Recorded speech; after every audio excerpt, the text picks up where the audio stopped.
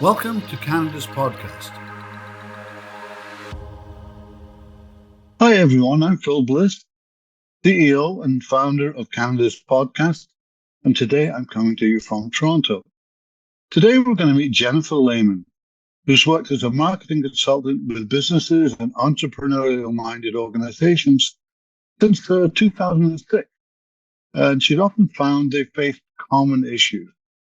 This led her to publish her first book, Forward Thinking for Your Business, as a way to reach a broader business audience. As a business owner, she understands the responsibility of running a business and the time constraints that come with it. If marketing advice is going to be impactful, it needs to be succinct and easy to implement without a tremendous requirement of resources and cost.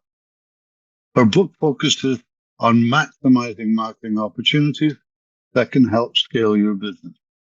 So today we're going to meet Jennifer, talk about her book, and also talk about her own journey.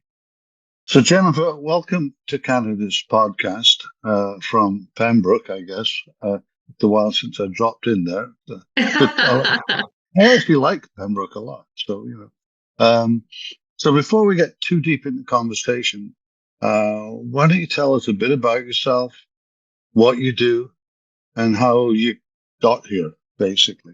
That would be, within 5 minutes. Sure. I can boil it down.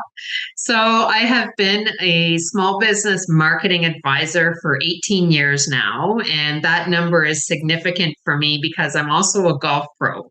So 18 holes on the golf course, 18 years. This is sort of my special anniversary, I would say. But in that time, I have met with a lot of small business owners and sort of small charitable organizations and different businesses too. And they've all often come to me when they've reached a bit of a roadblock where they don't know how to get to the next level, or they really feel like they should have more customers, but they don't. And how do they do that? So it's a lot of thinking differently, presenting some different perspectives, coming up with some unique ideas and solutions. So that's really where my focus has been for 18 years. And it feels like it started yesterday. It's been an amazing 18 years so far. So, but why move into entrepreneurship? I mean, what made you, because you went straight to it from what I could see from your background. Why did you go there? Well, I did try to get a job with a couple of different communications and marketing firms. I applied to over 100 positions across Canada, and I kept getting turned down because I was overqualified, which at first sounded like a little bit of a compliment. And then after a while, wasn't so much of a compliment. And I thought to myself, if I was a boss and somebody came to me that had more qualifications than I was looking for, I'd sure take advantage of that if I could.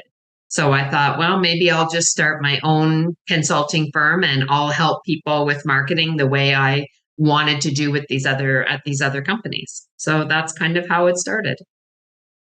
And I was interested because you sort of mentioned golf and golf pro and stuff like that. Have they overlapped? Is that kind of competitive situation overlapped in your entrepreneurial drive, if you like? Well, I have come to realize that my training in professional golf was probably the best preparation I could have to run a small business, because I think now having a small business is probably the most competitive arena that you can be in. In golf, when you're competing at high levels, you're competing for trophies and prize money and that type of thing. But in a small business, it's your livelihood, and it's often other people's livelihoods if you have employees. And the stakes are a little bit higher. So I still play a lot of golf. So when I'm out on the golf course, I often draw some parallels between situations. And recently I was playing, and these two gentlemen let me play through them.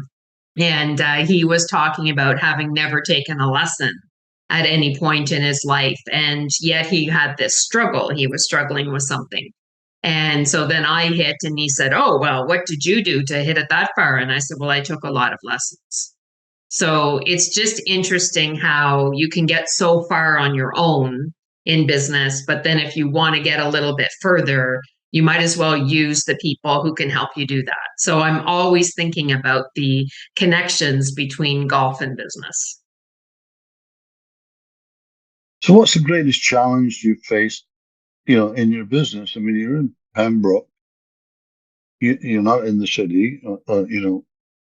How is that challenge, or is that something that doesn't matter? There's probably both sides of that are present. So it doesn't matter in the sense that it's easier to make personal connections because you can just drive 10 minutes and see the person that you need to see, or you can arrange those in-person visits a lot easier. It is a bit challenging whenever you have a client who lives in a different province or maybe lives further away in the province where you have to be virtually communicating. But that's changed a little bit now too, with the opportunities, to do Zoom calls and things like that. Hmm. So the biggest challenge has probably been learning how to grow. And I work with businesses that grow, and I had to learn myself how to grow from Hmm. a regional business and advisory service to someone who could work internationally. And there wasn't Hmm. really a roadmap on how to do that. So it took a little bit of understanding that you can work beyond your immediate geographical boundaries and do anything. There are small businesses and entrepreneurs all over the world. Now, I mean, in your marketing business, you obviously bump into a lot of entrepreneurs, you know, and you know, what do they feel about marketing? I mean, is there some advice? What I'm saying is, there's some advice that you can pass on to people that maybe you know says don't underestimate marketing. That kind of thing. Well, the biggest challenge, a few big challenges for small businesses. One is most of them feel they don't have time for marketing. And oftentimes you don't have time for things that you're not really that excited to do or you're not that knowledgeable. The second thing is a lot of people feel overwhelmed. I mean, there's a million and one tactics out there today, and do this thing and your business will grow. No, do this thing and your business will grow. And that becomes overwhelming to someone whose entire focus isn't on marketing, it's on running the business that they have. So one of the challenges is really getting into a conversation with that small business owner and saying, okay, these are the options. Let's go a little bit in the front of the line of all those things. And what is it that you want to do with your business? Where do you want to grow? How do you want your business to move forward in the future? I mean, I've worked with small business owners that said, I have a 2-year plan and then I want to sell the business. I had someone who said, I'm building this business to pass it on to my kids. Someone else this was a retirement after being let go from a corporate job that they had. So it really Mhm. starts with what is it that you want the business to do for you? Now let's find the tactics that will support that. So it's a lot of thinking differently, strategizing, doing some of the work before you choose the items that you're going to pursue with marketing. Canada's podcast is your gateway to success in the world of entrepreneurship. Start listening today. CanadasPodcast.com. Subscribe now. So on that front, thinking of the business, when things aren't happening as planned, how do you recommend people handle that kind of situation? Well, the first step is really to get a bit of a strategy over a period of time. So a lot of businesses will start something and then it kind of fades off and it's not consistent the way it continues. You don't have to have great big huge celebrations and marketing promos every month, but you have to do something to stay consistent. And that helps you out as the business owner because now you see patterns and you see, oh, we did this and this worked. And then we did this part and that didn't work. This wasn't available last year. And you can evaluate, and all of that leads to making a better decision. So that's what you really want with marketing, is to be able to think your way to a better decision so that you have better results in the end. And that is what's going to propel your business to get to those levels or those growth opportunities that you've been looking for. Okay. You know, is there sort of, you know, in your own business, so let's sort of say, what have you learned sort of operating a business for 18 years that you wish you'd known when you started the business? Oh, Phil, that could be a whole episode all on its own there. I think a few things have been really important learnings as I've gone along. One of them would be to just have a little bit of a suit of armor on whenever you go and do something, and understand that there may be people who are sort of critics of what you're putting forward. And especially in marketing, where you're talking often about change, that's not everybody's favorite topic or thing to do. So you have to be open to accepting that people may be critical of you, not because the idea is bad or it won't work, but that they're not in a position where that they're able to change enough right now to do something like that. And as that sort of comes up in different areas, it might be, in a hiring situation, it might be in, supporting causes in a different way. It might be a charity who's approaching donors in a different way. Every time you make a change, you end up with a bit of a challenge there. The other thing that I would definitely think was a big learning for me was the very important value of cash flow. I think every entrepreneur has a bit of a story where cash flow was tight. I have that story too. And looking back, I would have done it differently so that I could have preserved that cash flow. And when I meet with new businesses, I talk a lot about that. We start at the cash flow forecast sheet and we don't move off of that until it makes sense. And sometimes that means we never move to another step because they can't make it work. But if that cash flow statement doesn't work, the business isn't going to work, no matter what magical marketing you could possibly come up with. What advice would you give to somebody that was starting a business? I mean, that was good advice that you just gave, but is there, is there any specific thing that you think, if you don't do this, you won't be successful? Well, I think maybe two things. First, and I read this while I was pursuing a project myself, and the statement was, are you willing to give your life for it? And in the context that I was reading it, it sort of jumped at me, and I thought, well, no, I don't know that I'm willing to do that. But the next sentence was, because you're giving your life for what you're doing now. And I think that's important when you're running a small business, because it is a lifestyle. It's not just an income generator. It will do that for you, but it becomes a lifestyle. You become known as the person who owns this business, and you have to be all in for that. It can't just be, I'm the business owner Monday to Friday from 9 to 5, and then I'm not the rest of the time. It's a lifestyle. It doesn't stop. The other thing would definitely be to make sure that you have enough funds available in order to launch your business and sustain it successfully. Look beyond the first 3 months, have enough money to make it if you have zero sales coming in the first 6 months. And then you'll be more comfortable in being able to make better decisions, and you won't be reacting as much. And when we react, that's when we tend to not make the best decisions. Stay ahead of the game with our expert tips and strategies that will help your business thrive in a digital era. CanadasPodcast.com. Subscribe now. Let's talk about mentorship. I kind of love to ask people, what's the best piece of advice that you've been given that you kind of carry around with you that's always there in the background, if you like? I've had a lot of really great pieces of advice. And recently, and I still work with people who are mentors for me.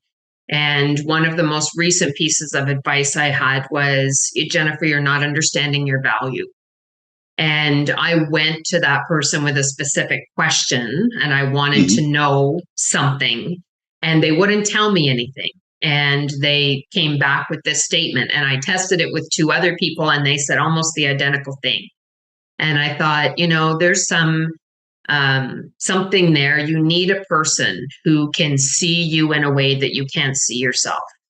And I often am that person for a client. I'm seeing them the way a customer will see them. But we, as the business owner, we need a person who's going to honestly see us in that kind of way as well. And starting out, I actually worked with a mentor for 2 years. She was a restaurant owner and had lots of really good advice. I tend to be emotional about some things in terms of, I want to be at this level. I'm not going to accept anything less than this level. And she taught me that on some things, good enough is good enough. And there are other ways in order to achieve at the highest standard and blow everyone else out of the water. So it's someone who brings that business experience to the table and can sort of, they're seeing probably themselves a little bit in you, and then able to pass on some wisdom from their experience in entrepreneurship. Some good advice there. That's really good. Let's have a little bit of fun. If you weren't doing what you're doing now, what would you be doing instead? You can probably guess golfing, but apart from that.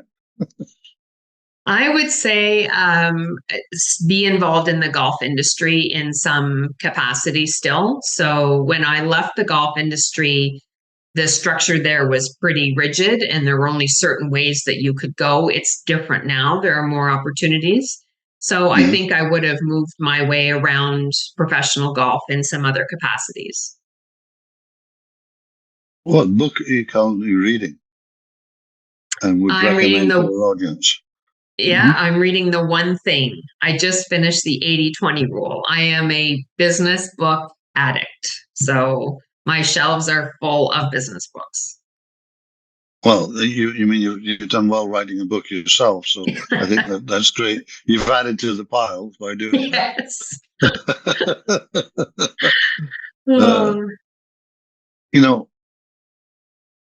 Are you a morning or a night person? I'm a morning person for sure. Until I was about 27, I was a night owl, and now I am morning all the way. Interesting. If you had to pick one word to describe yourself, what would it be and why would you choose that word? I would probably say competitive. And I think it is really, I've lived as a competitor for so long, even before professional golf, when I played different sports. There's just something about that word for me that I think encompasses who I am. Interesting.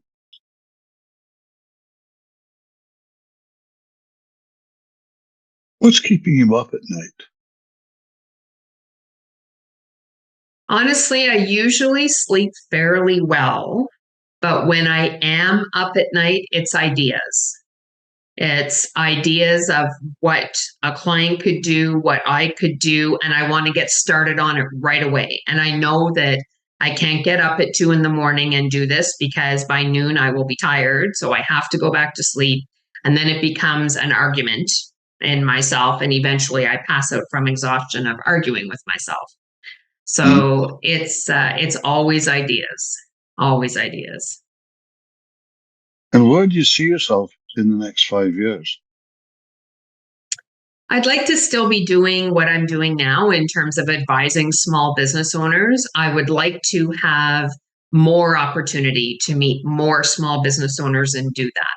So that's why I wrote the book, and that's why I'm embarking on the speaking role as well, because one thing I learned in writing the book is if these people that I'm dealing with are having these problems, it's not just only in my region or only in the people that have found me.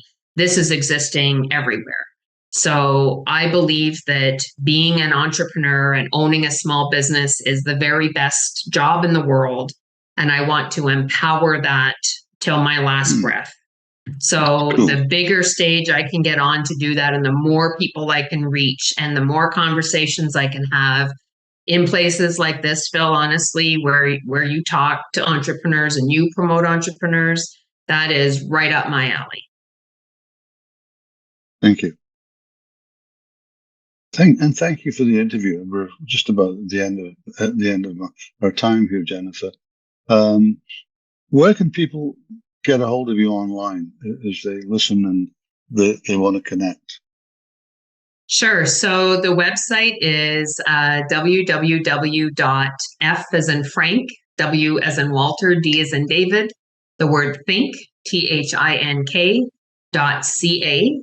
And a little easier to remember, the book is forwardthinkingbook.com. That might be a little easier, but I'm also on LinkedIn and Twitter and Facebook.